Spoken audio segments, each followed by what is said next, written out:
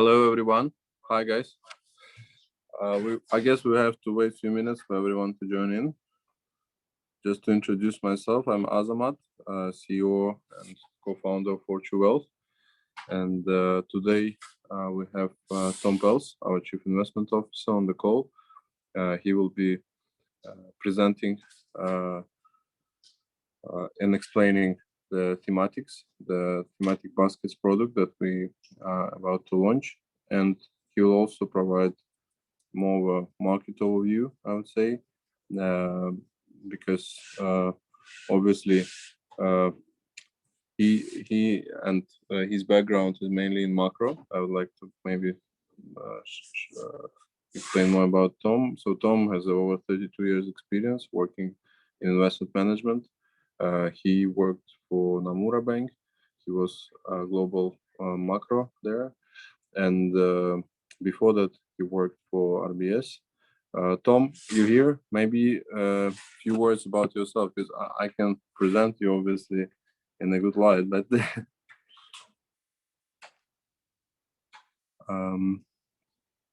second, Tom is joining in.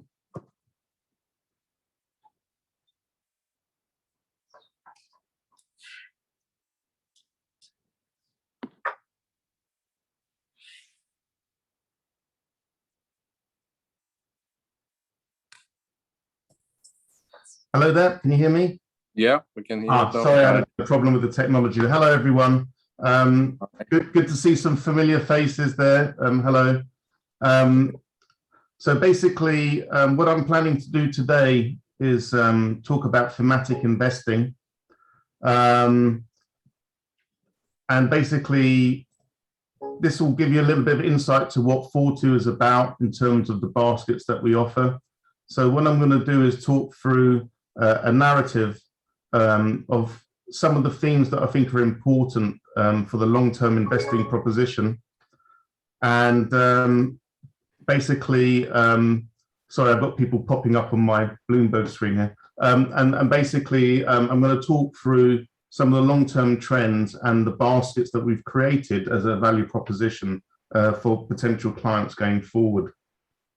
So what I'm going to do is actually share my screen. Sorry, I just realized I didn't start my video. So this is me, hello. And basically what I'm going to do is I'm going to share my screen and talk through some of the themes. So hopefully the technology is working. Can you see that? Is that fine? Yeah, I think it's loading. Yeah, we can see it. You can see it now, okay. So basically, what I'm going to do is talk about trends of what's going on in the financial and the physical world and how technology is going to be impacted by that. For those that aren't familiar with Fortu, I will, in the middle of the presentation, spend a couple of minutes just explaining what we're about, Fortu Wealth. We're basically a digital private banking solution. And we go live with the baskets, I believe, on the 20th of September. I think that's the target date. So if I go forward, I would argue that there's basically been three major technical changes in modern times. And you could take that in a different way. I've done talks in the past where I've argued that the cycle that we're in now is what I would call the age of scientific materialism and the growth of technology. But if we take a more simplistic view in terms of three major technical changes that happened in history in modern age, the first one was the move from agriculture to the age of industry. This was driven by machinery, where Thomas Newcomen invented the water pump using steam. And basically, this helped to change industry to become more mechanized. That was around 1712. And then this was optimized by James Watt, who managed to double the capacity of the machine. And so the whole of Europe, including the UK, massively used these machines to create the industrial age. And that was a major technological revolution where a lot of people worked in agriculture and worked on the land. The second major age, you could argue, is the age of electrification, where Michael Faraday discovered the principle of electromagnetic generators. And shortly after that, Charles Wheatson develops the power telegraph. And after a series of trial and errors, they managed to land the transatlantic cable. Now, the significance of that, not only was it the significance of the electromagnetic generator, but the fact of communication shrank dramatically the world, where typically it would take 2 weeks to communicate across the Atlantic to Europe and the UK. That went down to 2 minutes. So there was this term from 2 weeks to 2 minutes to communicate across. And that changed dramatically everything from the way commerce behaved, to the way that warfare was conducted, to the way that basically people lived their lives and managed to keep in touch, and news flow. And then the third age, which is more relevant to us today, I would argue, is the age of the universal computation combined with the design of semiconductors. And two principal names that are relevant to that part of technology change is John von Neumann and Alan Turing.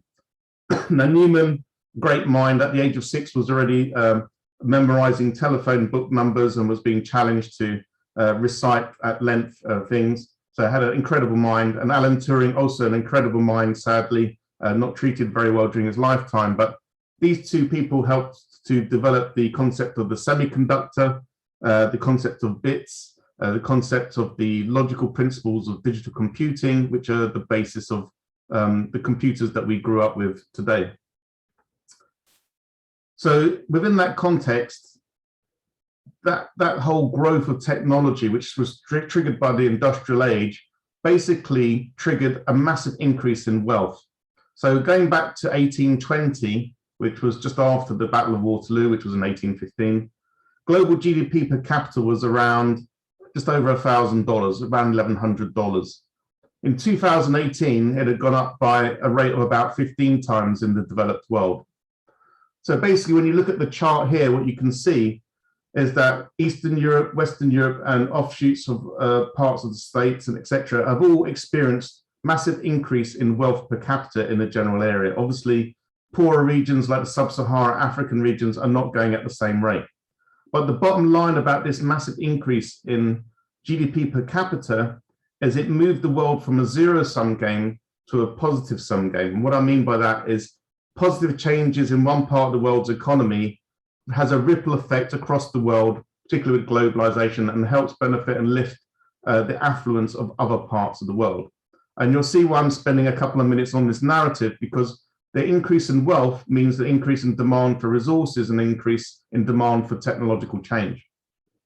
So basically, this increasing trend of wealth has led to some very interesting observations. So basically, if we look at the world GDP over the last 2,000 years, we can see that in recent years, there's been an exponential growth since 1800. In fact, 100-time increase in world GDP.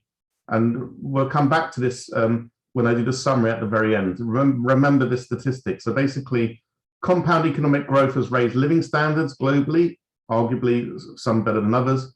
Output per person now has increased to around $15,000. Poverty rates 200 years ago globally on various metrics that the UN measures were down around 90%, and now using the same measures are nearer towards 10%. So yes, there are still people suffering with bigger populations, but actually the percentage of wealth has massively changed, and that changing consumer behavior. Life expectancy has also increased dramatically due to better health treatments and different work practices. And world GDP, and this is an important statistic which I'll readdress at the very end of my talk when I summarize what's going to happen in the future, what I think is going to happen in the future, is world GDP is currently around $100 trillion and rising at a rough rate of around 3%. In terms of population growth, we're growing around 1% per year, which is around 80 million per year. Now, here's a weird statistic. We've had the pandemic in 2020 start around March, arguably. And on average, globally, we have around 54 million people dying a year through various reasons. During a pandemic year, actually 52 million, give or take, people died. So fewer people died actually in the pandemic year. Very obvious reasons for that: people not going out so much, not driving as much, fewer accidents, etc. But just an interesting statistic that the pandemic has actually reduced global death rates. But the key point I mentioned here about this GDP growth, which has been exponential, is you cannot have infinite growth on a finite resource like the planet Earth. And we'll be talking about that in terms of thematic investing and how we have a moral compass about how we look for the future. But the key point about this growth is it will have an impact on things such as healthcare, crops, carbon emissions, the demand for energy, climate change, food security, and it will impact our long-term investment decisions as we go forward. You can't see all the countries here, but it's not really important. What's relevant is the countries above the line are the countries that are experiencing wealth, and the countries below the line are those that have negative growth. So the ones above the line are having good growth. Annual growth around the world since 1950 is around 4.4 times. The extreme level I've highlighted here is Taiwan as an extreme case. It's 30 times richer than when it was in 1950. Why is that relevant? When we look at countries getting richer, look at Taiwan as a simple example. They had an income of around $1,400 in 1950. In 2016, per capita was around $42,000. Excuse me. So Taiwanese are now some of the richest people in the earth. They're 30 times richer than what they were. In terms of life expectancy has dramatically improved. If you were a child born in 1950, you had a 13% chance of dying before you were 5 years old. And today the mortality rate is down to less than 1%. So what this story tells you in simplistic terms, the reason I give you this narrative is it shows you how quickly technology is having an impact on creating wealth and how quickly things can change. This is a dramatic change in 60 years. I would argue that the next 50 years are going to be even more impactful in terms of wealth creation. And we can see what's happening with the stock market already this year with the stimulus. You know, we've had 40 consecutive new highs in the S&P this year alone. We've had the biggest stimulus in the history of mankind, given from various governments. So this wealth creation will accelerate investment in various themes. So in the next 50 years, the impact for thematic investing is going to be very acute, in my view. We're going to have huge growth in various areas, and it will attract investment opportunities.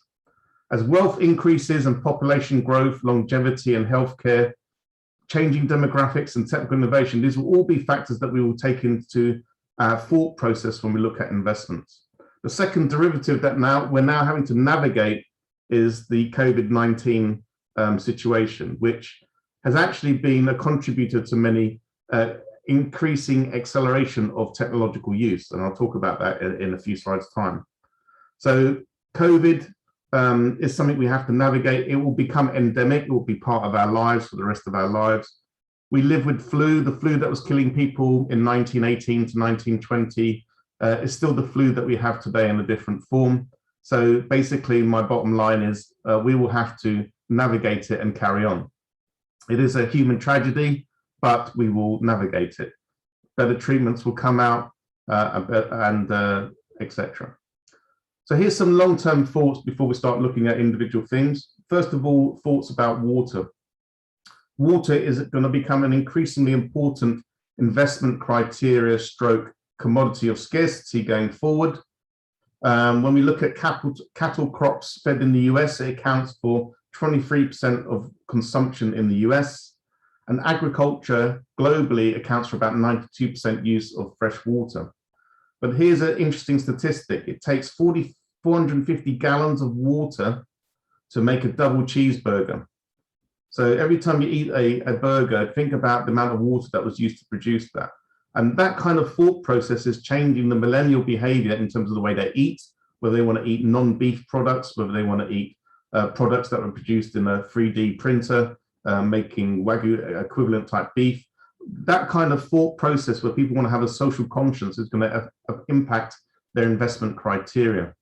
According to a certain survey from the US, by 2030, we're going to have a shortage of about 40% in global water needs versus what's actually going on, and there's a dwindling water supply. It's going to be felt very acutely in certain countries around the world, like India. You have some statistics here on the slide which shows you they're going to need double the amount of water that they've got currently. That's going to be a human tragedy. And by 2035, our energy consumption needs are going to be 35% greater than what they are today. Now, that's interesting when you think about global warming. It's very topical. People want to have green credentials. We want to reduce the climate increase of the planet, and yet we're going to have a 35% increase in consumption. We haven't even talked about population yet. So the conclusion is, if that's right, and well, it is right, the trend for water becoming scarcer is important. What would you do as an investor in your head? What would you be thinking? You'd be thinking, how do I invest in that, but also have a social responsibility? You could invest in desalination companies that help to turn salt water into drinking water, and there's big ones in the Middle East, for example. We could look at changing agricultural practices. So, for example, hydroponics, where we increase the yield by using less water in greenhouses and being more efficient with the use of water in farming.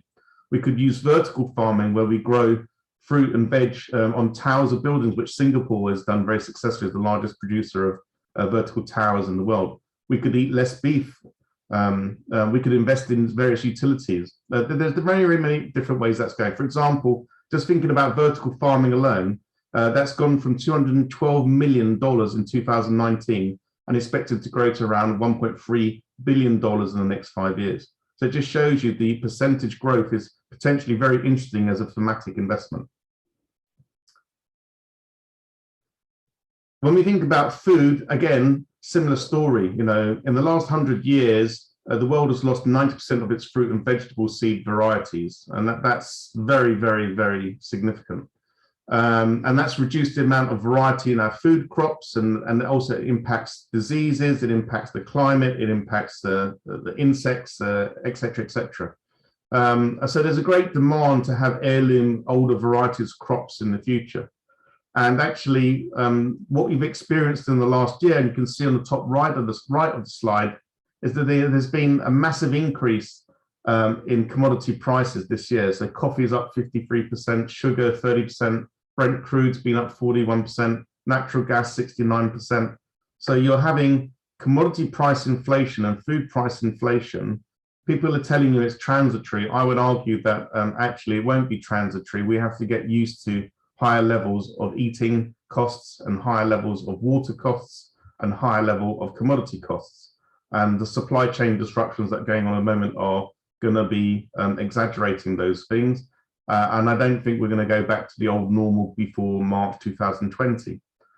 But again, having these issues with food will have an impact on the way consumers behave, how they order food, the type of foods they want to eat, whether they want to be socially responsible, not eat beef anymore, if they want soya substitutes, if they want lab meat, all these kind of things that start to attract in the mind of an investor are relevant to these long-term trends.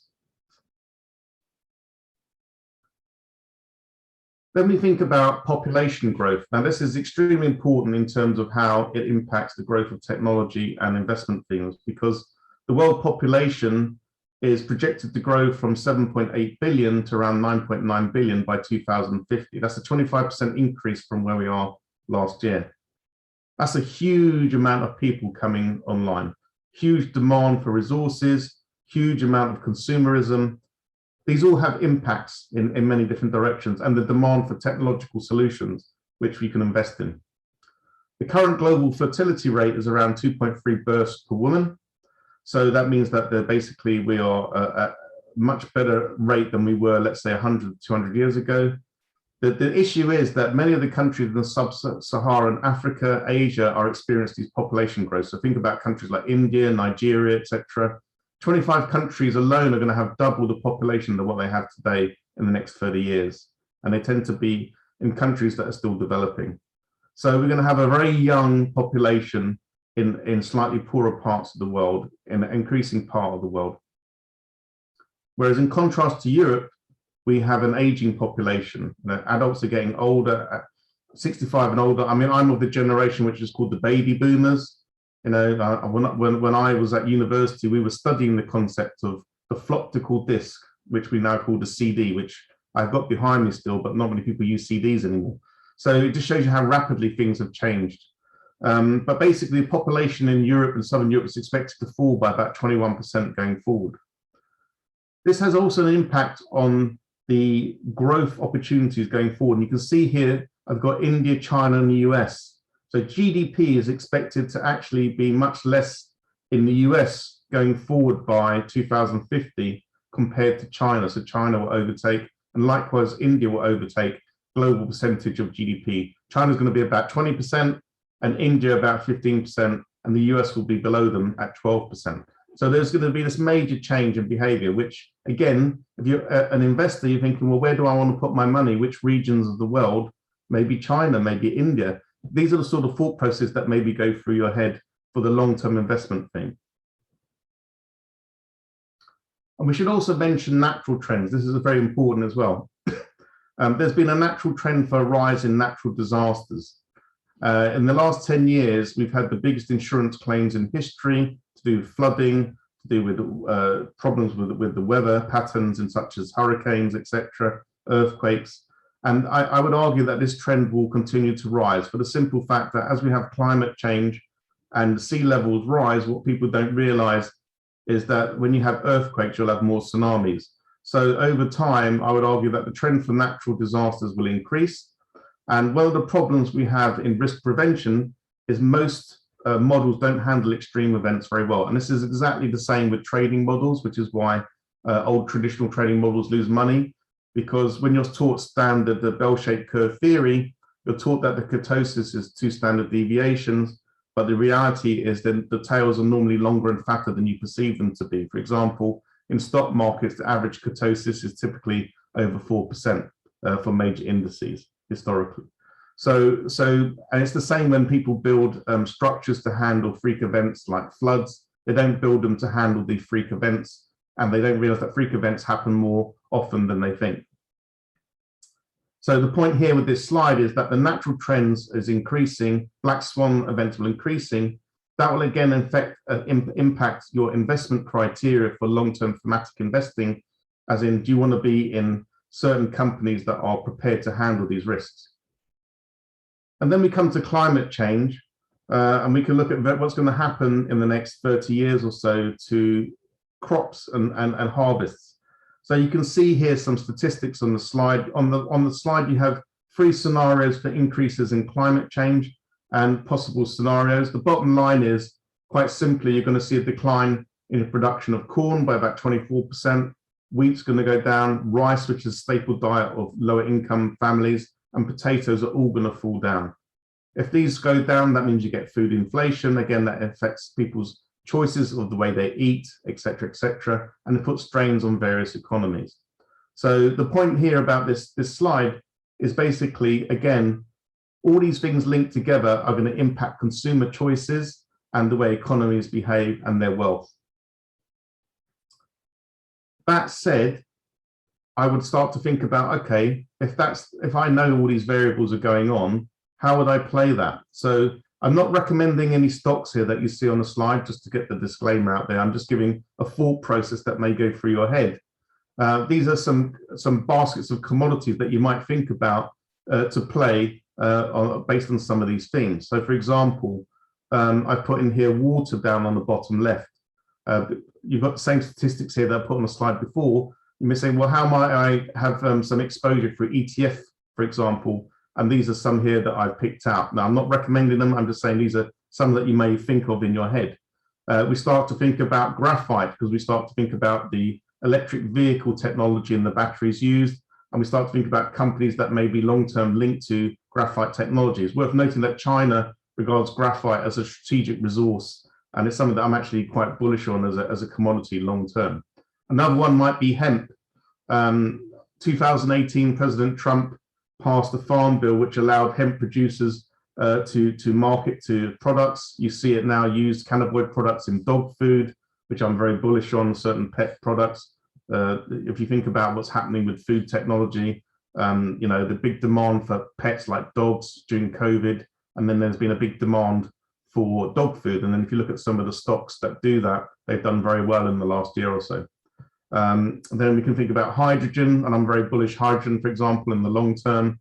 Why? Because people talk about electric vehicles, but I think hydrogen will be one of the vehicle solutions that will be widely adopted going forward. We can talk about gold. Gold hasn't performed that well this year, but remember, gold last year made all-time highs in dollar terms and many other currency terms.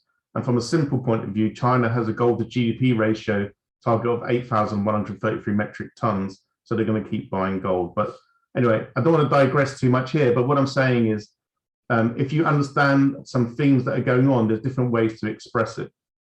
But you could express it in being in the softs area, etc.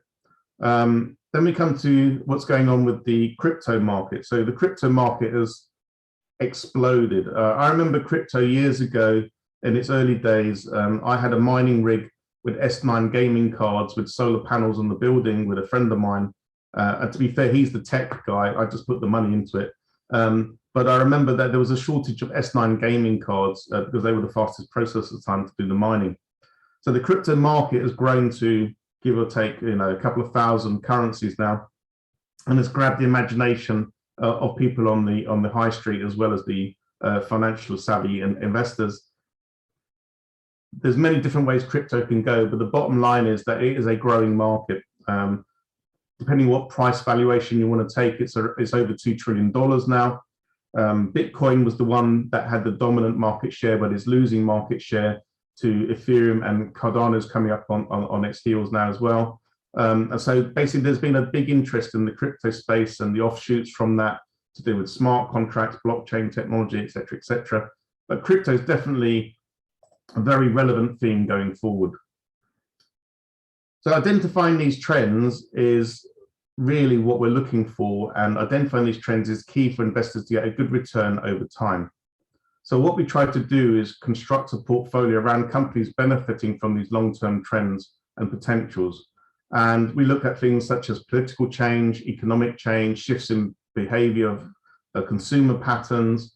We look at technical innovation, which I think is a very important aspect to look at for long-term investing. And we use multiple business lines that companies conduct to make a sort of informed decision. In the last 4 years, thematic portfolios are near 40% of all equity fund net sales. So that's a massive growth. And for the millennial generation, sustainability aspects are becoming increasingly more important. And Europe leads that way. So Europe is the leader, followed by the Asia Pac and then the US. In 2020 alone, $131 billion was put into thematic funds globally, according to certain surveys. So in terms of what we're doing, private banks, such as us, offering a digital wallet solution.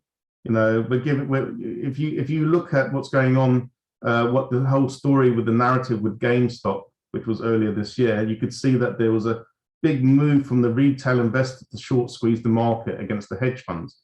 And so the retail investor has become increasingly important in the financial market space, and we all know stories about Reddit and what's going on, et cetera, et cetera. So it's worth bearing in mind that there's been a change in the financial market behavior, and I think the whole thing with the pandemic, where a lot of people were given money to be at home, and if you look at some of the flows, a lot of that money was being punted in crypto space, for example, with people's paychecks, because they could see that the size of the increments of people buying crypto was very highly correlated to the amount of the paychecks they were getting from the government every few weeks. So there was a lot of people punting the market. Research, but the key thing about research shows that basically you're better off being a long-term investor and holding something than you are being a punter and trading the markets. You make a little bit of money trading and you think you're a legend, but over time you'll end up being a legend. And so basically what we've found is that long-term investing is much more useful.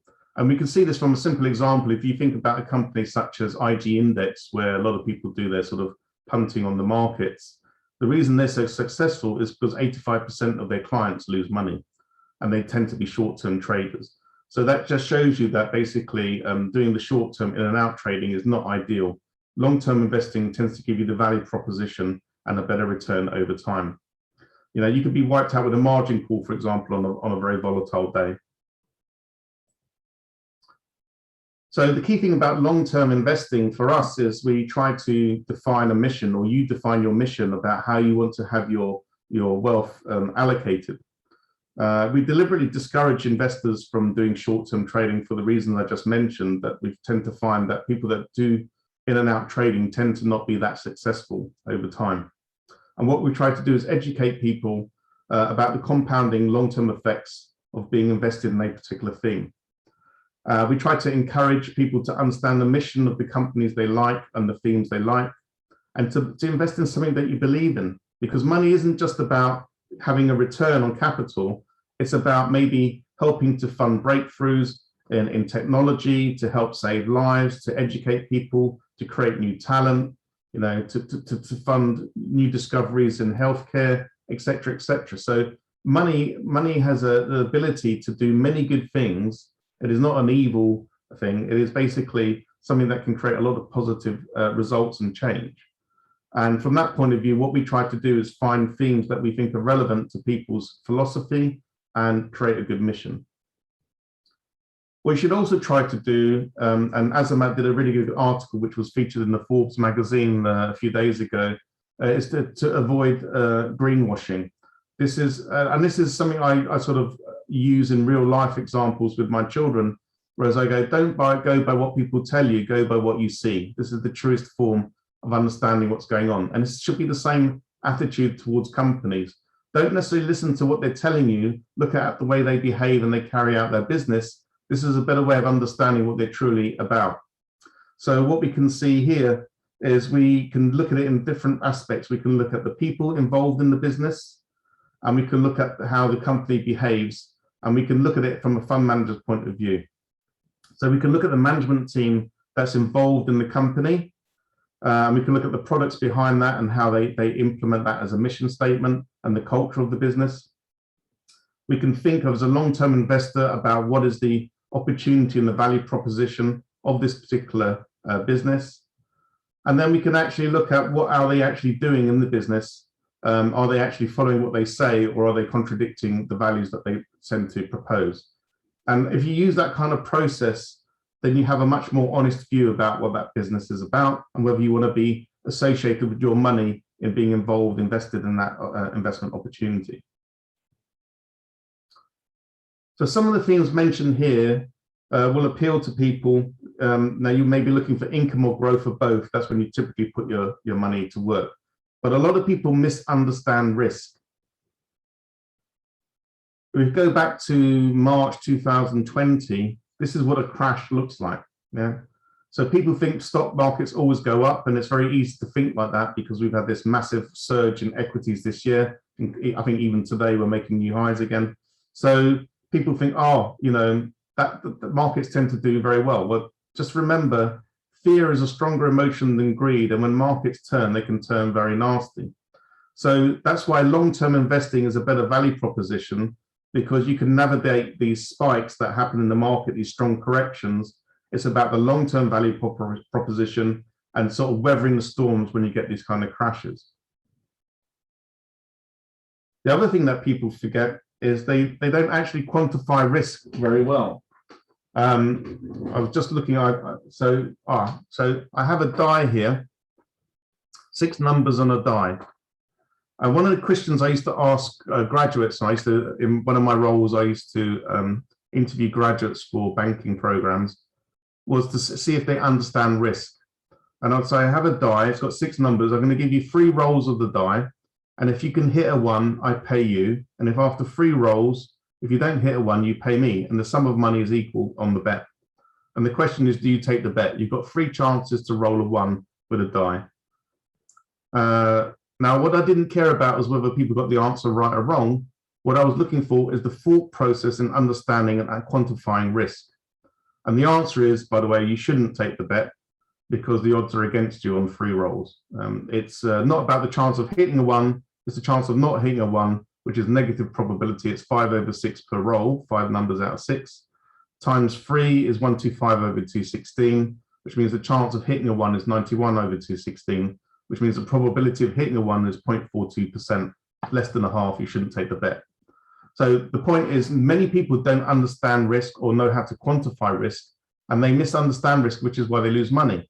So on this slide, I'm not going to go through it all, but you have factors affecting the psychology of risk. There are actually 10, if not more, different attitudes to risk, and I just mentioned a couple.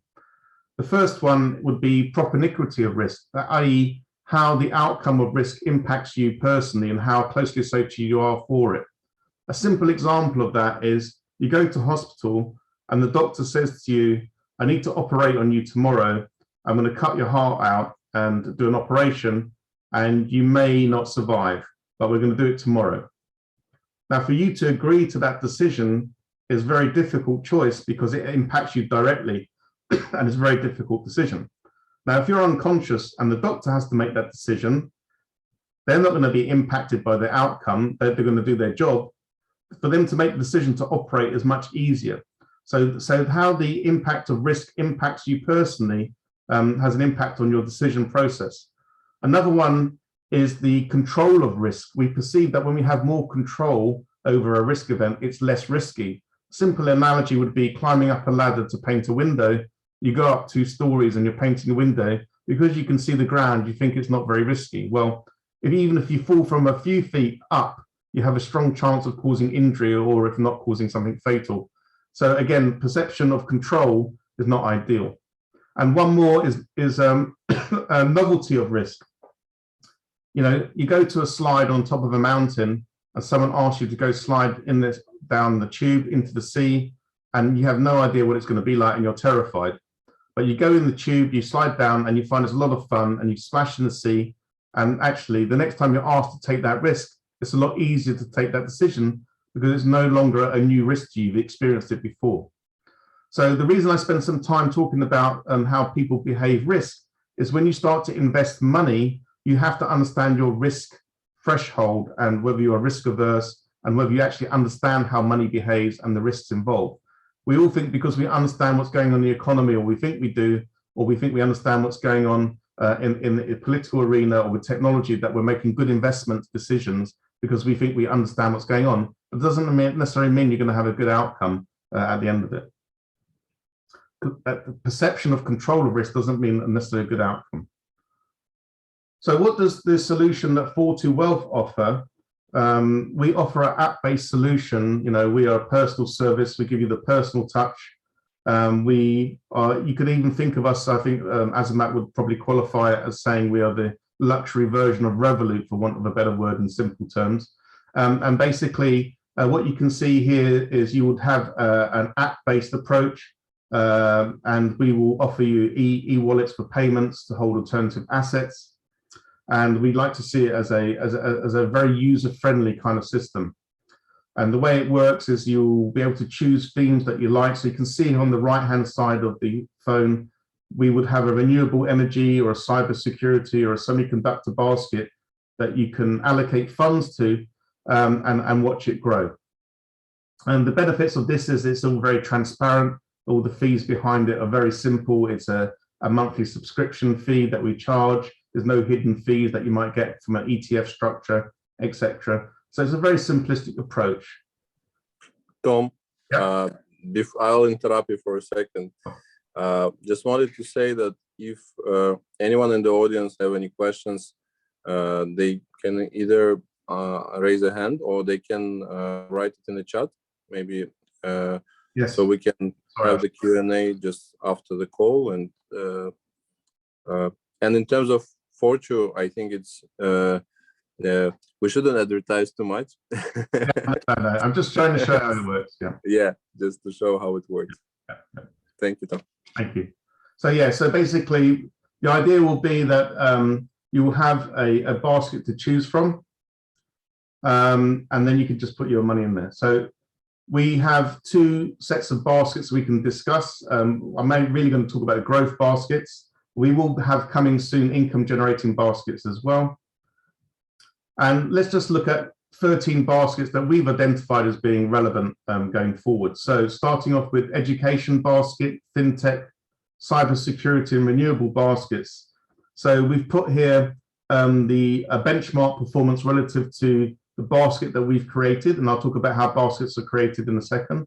So basically these are 4 baskets that we've chosen, which you will see coming out later this month. So education, fintech, cybersecurity, renewable baskets. You can see that they're all performing well relative to benchmarks that have been chosen here. The next set is healthcare, crypto, e-commerce and semiconductors. Again, you can see against various benchmarks, they're performing well here. And then the next one is the FAM, AI, food tech and cyclicals, which we think are very now. AI one, I'm extremely bullish on as a long-term, as you'll see when I come to my conclusions. AI is going to be a major contributor to global GDP in the next 10 years by about $15 trillion. So AI technology is extremely interesting, and is one of the areas that I really like having as a thematic investment. But then again, you could look at things like food tech, where you want to have a social conscience. Maybe you want to be invested in companies that are making meat alternatives. Maybe you want to have lab meat. Maybe you want the 3D printers that are going to print meat, this kind of stuff. You could look at the cyclicals. Maybe you want to go into various crypto type exposure. You could go into e-commerce, healthcare, whatever it is. But I want to talk about how a basket actually works. So the one I've chosen is the last basket, which is the collectibles basket. And I'm going to explain how the thought process that we've used to come up by that selection. So the collectibles market is valued at around $370 billion. It's actually probably more than that now. And the top 5 main collectibles at the moment starts off with classic cars. It goes into militaria, it goes into stamps, coins, and art and rare books. But that dynamic is changing with the advent of NFTs, non-fungible tokens, where people can have a digital certificate of ownership of a particular asset class. And what I'm going to show you here is we created this basket linked to collectibles and how the thought process came up. So some of you may or may not be familiar with Collectors Universe. Was bought at the end of last year for 700 million. It's a grading company. And there was another company called NGC, which was bought actually a couple of months ago by Blackstone for 500 million. Now, why that was significant is those two companies have taken a long-term view of where the collectibles market is going. And I'm talking about things like Pokemon cards. I'm talking about things like the comics, as you can see here on the slide, which is in an encapsulated form of plastic, which has been graded 9.8, which is the highest grade you can get for a comic. I'm talking about coins. I'm talking about baseball cards. What's happened is when you get them raw, i.e. is they're not graded, they have a certain value in the collector's market. And what these companies have done is come up with a professional grading system and put them in a plastic holder, as you can see with the Spider-Man comic, giving it a grade. And that massively increases the value of that asset, because what it does is it gives it a third-party authentication of the value of that asset. And to give you an example, a Super Mario game sold for 1.5 million in auction a couple of months ago that was graded 9.8. A game that cost a few $100 when it came out in the 90s. So there's a growing interest in this, because the offshoot of this collectibles business eventually will take you to the NFT market, which is the bit that you've probably heard about in recent times as growing and trendy, etc. So the collectible space is very interesting, and we've identified 10 stocks that we like in that space. And this is sharing with you the 10 stocks that we've selected for this particular basket and the weightings that we do it. So the way it works with those 13 baskets that I've shown you is that we will give them a weighting based on various criteria that we've thought about, whether it's to do with market capitalization, growth opportunities going forward, volatility, etc. And this example, you can see that I've put Blackstone at the top there, and Disney is also a big chunky one. And you can see the percentage change in the last year. So we look at past performance. We've got some notes at the bottom of things we're keeping an eye on going forward. StockX is something I'm keeping a close eye on going forward. So this is the sort of thing that we do in the due diligence process that we do when we're building the baskets. And then we back test it. So you can see here performance of the collectibles basket, various benchmarks. In this example, we've just used the S&P 500. So if you've invested 10,000 or so pounds in January 19, what would have been your return? And in July, a couple of months ago, you'd have got about £37,000 using those 10 stocks in the weightings that we suggested, or in the S&P, you'd have actually got around £17,000. So you can see here how that basket would perform. So we would then back up that basket with a narrative on each stock about why we like what's going on in those particular stocks. We've done the due diligence to say what we think is going on in terms of their mission, which I talked about before, and how they're performing, and where we see the long-term value proposition within those companies. And here's just another example of keeping an eye on trends. So This is the contemporary art scenario, which has had a nice rise. As it's worth noting that as people get richer, and you can see what happened in Russia and China. If you look at what happened in the 90s in Russia and then more recently in China, there was a big move to repatriate their art and antiques from those parts of the world back to their home countries as people became more affluent. If you look at auction prices, for example, of Chinese porcelain and Chinese art, it's gone crazy. And it had a similar thing in the 90s with Russian art, etc. And I would argue going forward, very interesting parts of the world to invest in art would be, let's say, Latin America. For example, there are now 6 museums of contemporary art in Argentina alone, and parts of Asia, etc. Africa in the future, in my view, longer term, also their art will have a massive rise. Think about Nigeria and other countries. So it's just an idea about understanding trends and how that behaves. Now you can see the relative performance versus the S&P 500, they outperform, even though we've had a very big run in stock markets. So why do we have 10 baskets of stocks? It keeps it simple, it keeps it transparent. There are no hidden fees on the way we structure that. I'm not going to dwell on the marketing side of the Fortu here.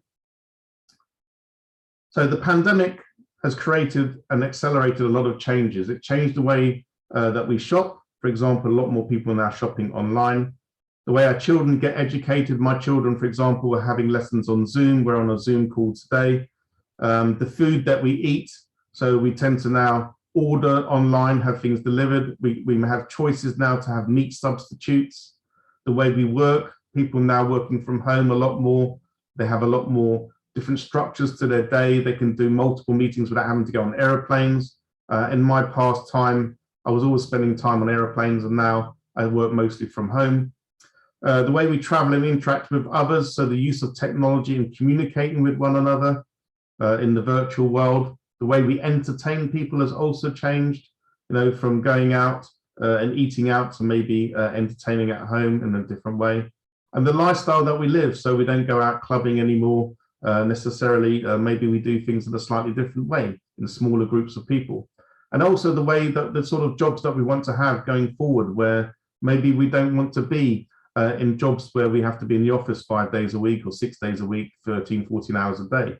So the whole pandemic has accelerated changes, and with that, technology has accelerated forward to adapt to these changes. So where we were going with technology pre-pandemic has basically just been accelerated forward by what's happened with the pandemic.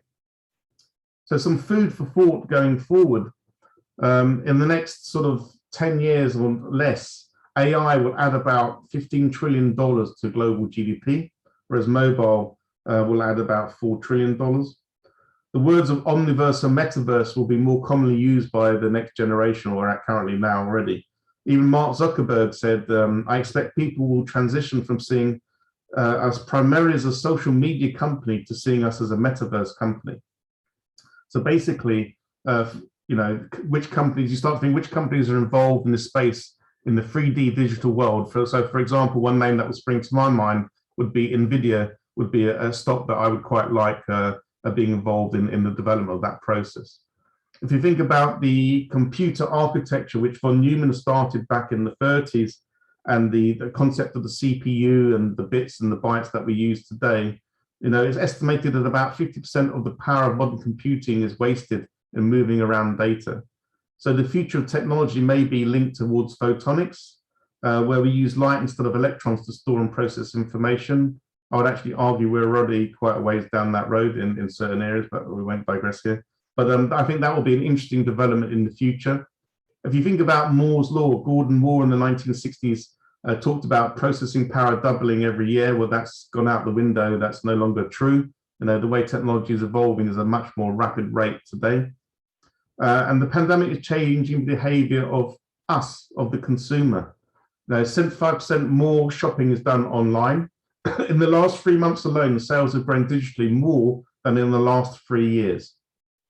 Now, many things are going contactless now, from payments, purchasing, virtual try-ons, queuing, entry and exits to stores, automation of picking up an item. So for example, we now think about Gucci had a bag that sold more in the digital world than it was actually worth in the physical world. So this is just showing you some of the trends that's going forward in terms of the technology and where consumer behavior is going.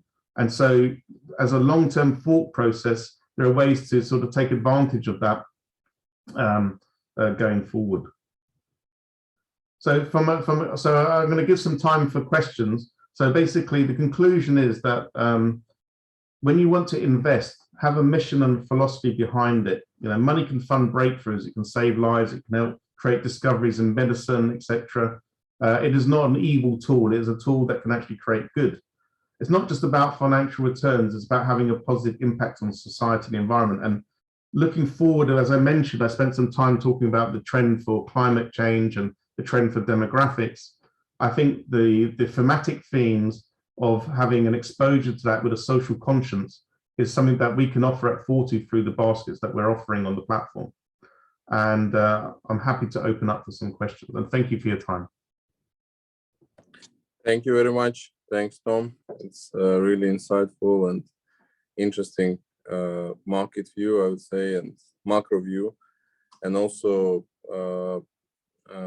more explanation about how the baskets work and our investment philosophy.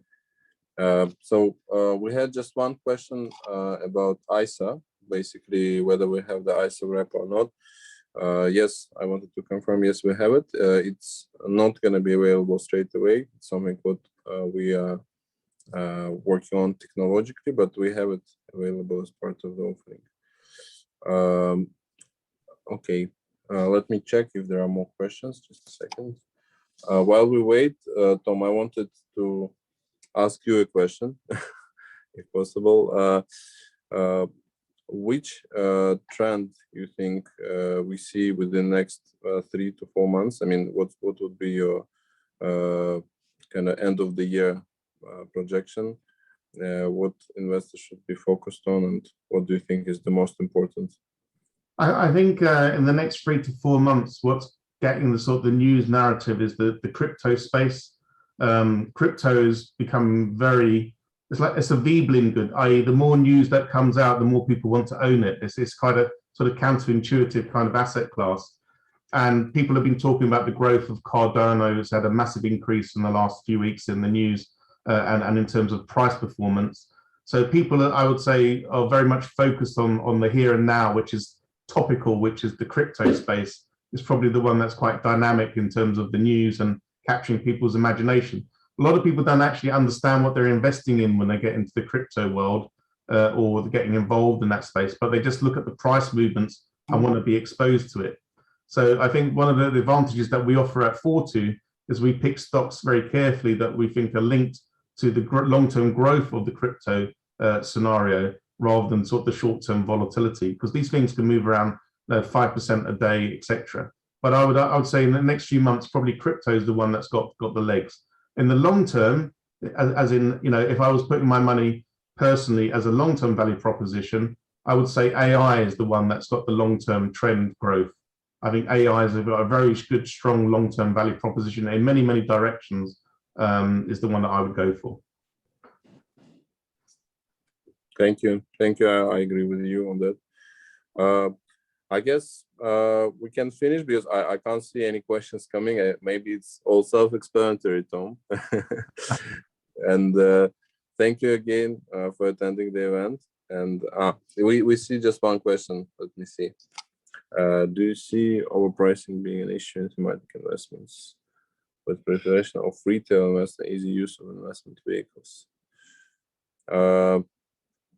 Tom, you want to handle that, or shall I? What's the question? So do you see overpricing being an issue in thematic investments with the proliferation of retail investors and easy to use investment vehicles?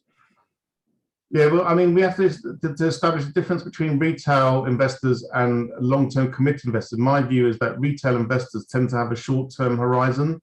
They typically tend to be in it for the short-term in and out gain. And they tend to be the ones that are not typically successful, as we mentioned earlier in the presentation.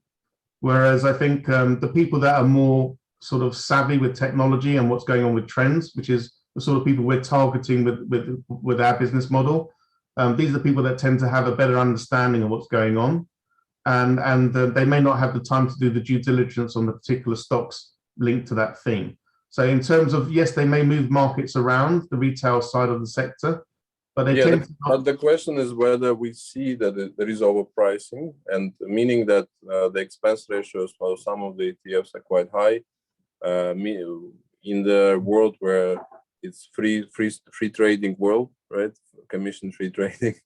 I would say yes, and it's one of the reasons and benefits of what we do with Fortu, because we don't charge any expense ratio. So if you compare it to an ETF, as Tom rightly mentioned, first of all, it's fully transparent ownership. So you know what you own versus ETF, and you know just top 10 holdings.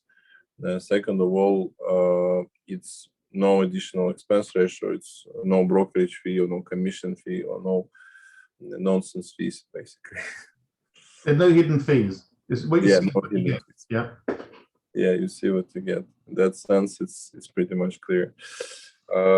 I guess we can wrap up because I can't see any more questions. So thank you very much for attending the event. I hope we keep it regular. We also wanted to remind you that on 14th of October, we're planning a big offline event, and we hope to see you in person. So 14th of October, 5:30 p.m., we're planning an event on level 39, Canary Wharf. It will be an opportunity to meet in person, finally, after such a long break. And we will also be, to those who are investors of Fortu, backers of Fortu, we will prepare a short investor presentation explaining what we achieved for the past 3 quarters. We will launch and demo the product, so the wealth management product, on that event.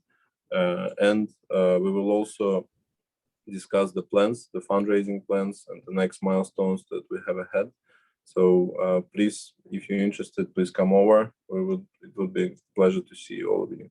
Thank you. Thank you very much. Have a good day. Thanks for joining us. Thank you for your time. And also today is a celebration, you know, Tom. It's in Jewish culture. So Shana Tova to all of those who celebrate. Thank you. So let's wait a bit until everyone leaves, because we are the hosts. So we still have got 30 people listening in. Thank you. Yeah. Well done, Tom. I think it went very well, and I really liked. It was very well prepared and insightful. So, do you think we can share this presentation, or is it shareable? Yeah. It was approved, right? We can share it on LinkedIn, or we can, yeah. No, because I got this asked by a couple of people. Yeah. As long as your compliance are happy with it, I mean. Yeah. If we can share the presentation, and if we can share the recording also. Yeah. Yeah. Yeah. And I mean, what I tried to do, I don't know if it was 100% what you wanted, but what I tried to do is do it the way I would do it, as in a person. You know, I did look at the thing that you said. It is useful. I think one of the feedbacks that I received was that we should make it more interactive, meaning that try to engage more people, even though some of them are shy and don't want to. Maybe we should, because that would make it more like user-driven content rather than just us one-sided monologue, right? Yeah. In that sense, that's the only thing I would mention.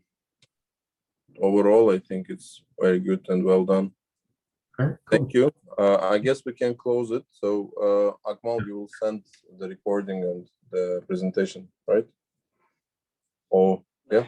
Thank you. Thanks. Yeah, thank you.